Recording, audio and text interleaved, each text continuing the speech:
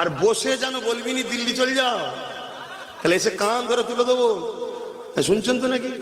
হ্যাঁ, যদি আজ আমার হাতে থাকতো কান ধরেই তুলতুন। বাপের বেটা বলে যাচ্ছি, কান ধরেই তুলে দিত। আগলামি ধরেছিস, কথা বুঝছেন না, বলছেন না? কিন্তু আমার কম আমার কথা শুনলো না।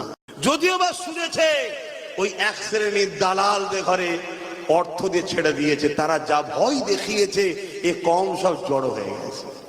আরে একই ব্যাপার, গোডাউন একটা, শোরুম দুটো, এখানে অন্য নামে বিক্রি হচ্ছে, অন্য রাজ্যে অন্য নামে বিক্রি হচ্ছে।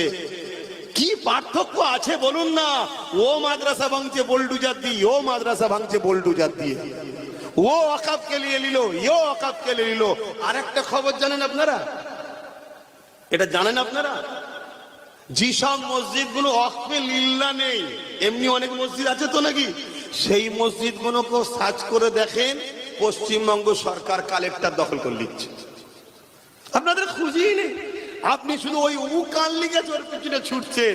এই যে ভেতরে ভেতরে কি ক্ষতি আপনাদের করে দিয়ে যাচ্ছে আপনারা জানেন না। আপনাদের আর একটা খবর জানেন? ওবিসি কি হয়েছে? ওবিসি, এই ওবিসি জানেন কি জিনিস?